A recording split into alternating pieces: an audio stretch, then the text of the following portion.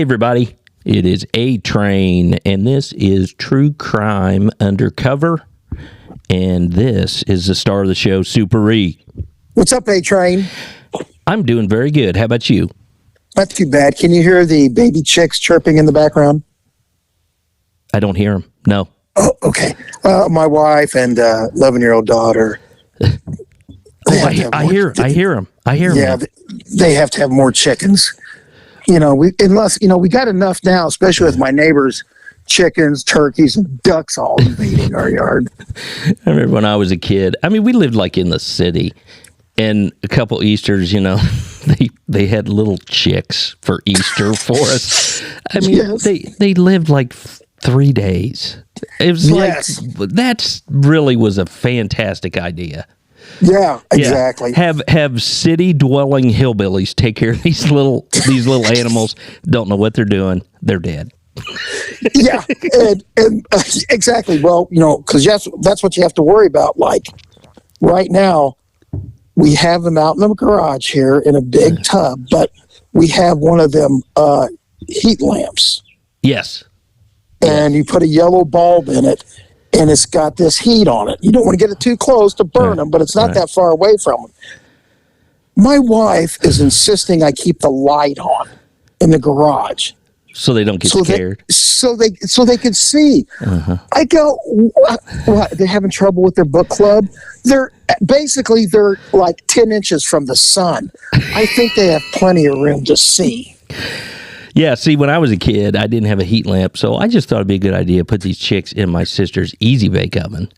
No, you didn't. No, I didn't. I'm just kidding. Everybody out there. Yeah, PETA, don't sharpen your knives. Here's the deal.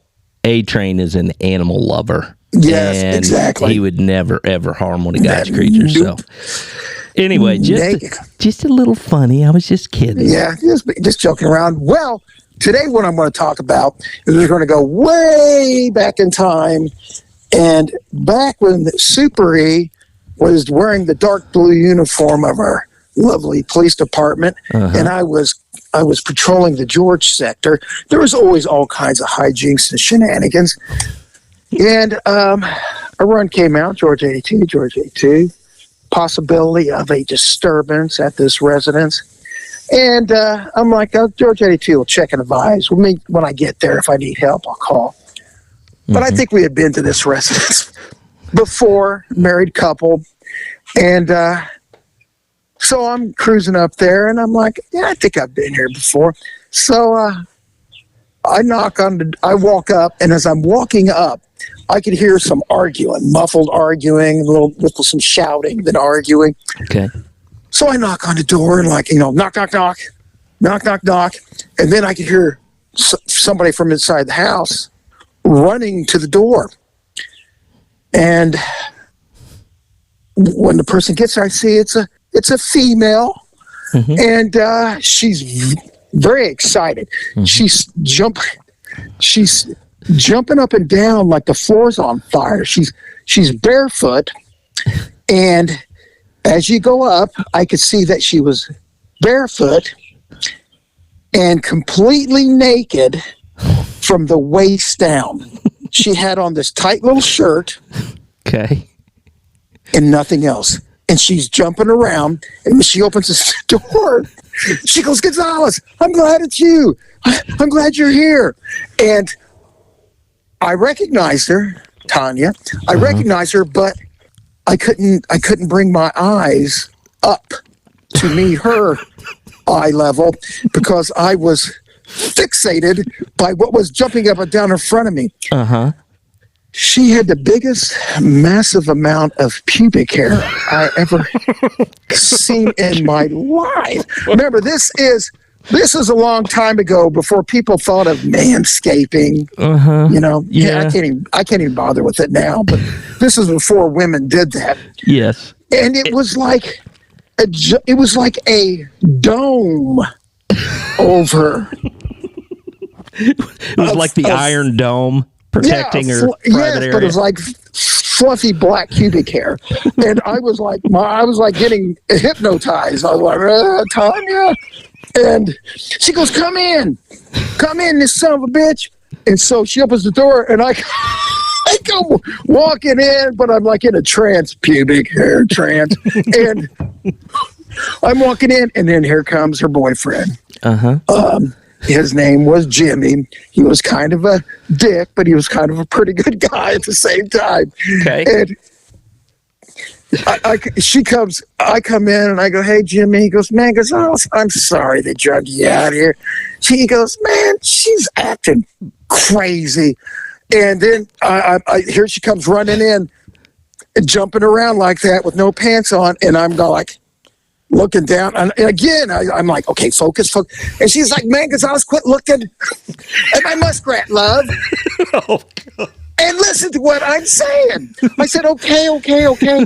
She goes, "This motherfucker is driving me crazy. Doesn't do nothing, doesn't clean nothing, doesn't contribute nothing. I'm sick of this dumbass." And then he goes, "Man, Gonzalez, I understand why you can't stop looking at it." Because I beg her to cut it, but she won't do it.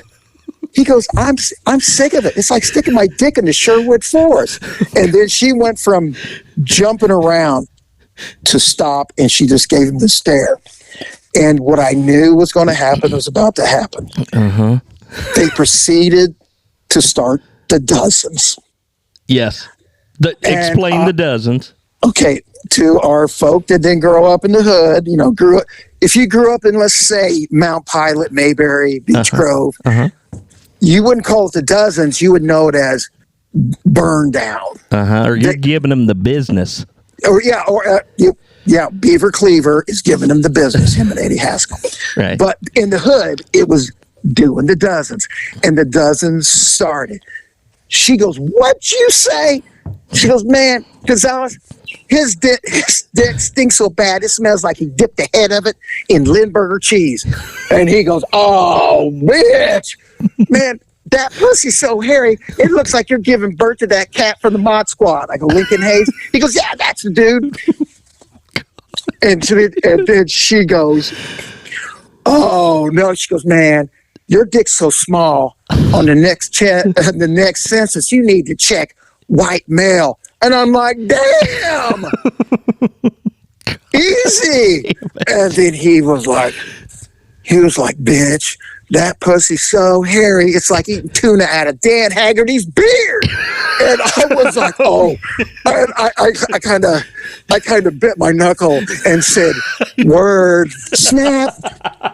And then she goes, "Gonzalez, I want Jimmy out now. He ain't got nothing. He didn't bring nothing. He ain't got nothing to take. Take his dumb ass out of here."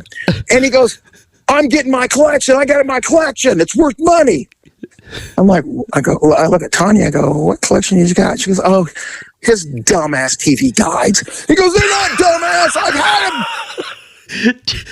I've got the initial one all the way up to now." Like Mr. Costanza? Yes.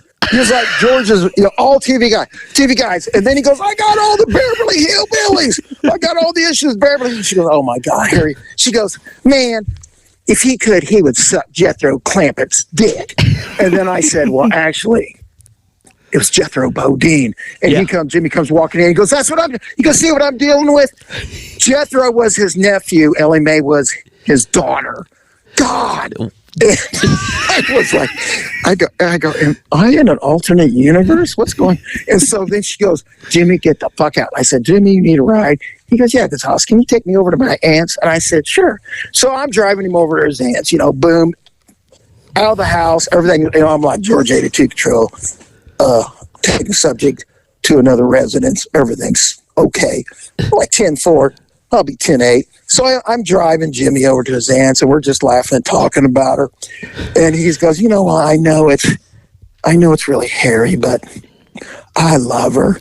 And I said, "Well, you guys are always fighting." He goes, "I know, but what do you I think I'm going to give her a call tomorrow. I think we should get back together." And I'm like, "I think you should." I think you should. I drop him off. I see him the next night. I'm driving up Harding Street. There they are. They're waving at me. Everything's okay, Gonzalez. We're good. I'm like, see ya. I bet Jimmy, when he went crawling back, he didn't show up with like some hair clippers. No, he didn't show up with the industrial strength Lady Gillette.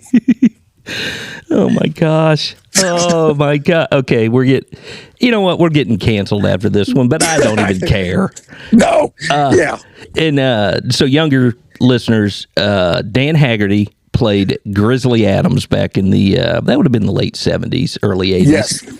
Yes. Yeah, had a big beard. Big beard. Yes. Very impressive. Okay, so yeah, you took that domestic run, and you got a little surprise. You know what? And see, that back then, that's when you could have discretion. Mm-hmm. Yes. You see, if you got the body cam, and all of a sudden they see the officers involved in judging the dozens competition, they might complain about that. Just think about that body cam video. They would have had to have such a big, block out on her. Oh yeah. What do you call it? What do they call pixelated? Yeah, right. They'd have the whole screen would have been pixelated. Yeah. Oh my gosh. Okay, that's pretty darn funny. Super. Yes, it was. That's what made it enjoyable. There's always something different every night. Right. And obviously, these people, they knew you. They knew you, of course. Yes. As Gonzalez. Yes, the Hispanic officer from Germany. Yes, correct. But again, you had rapport with all the people on your beat, and yes. I think we've lost a little of that today. No, I think everything's cool. It's all cool. Everything's great. Yeah. Those poor cops out there. Well, that was a little entertaining quick hitter from Super E. Quick hitter. Yeah, there we go. All right. Well, you got anything in closing? Everybody have a great April. I'm sorry. Have a great Easter. Yes. Everybody have a fantastic 2024. Yes, there you go. Yes. Everyone have a blessed Easter, and come back and listen to us.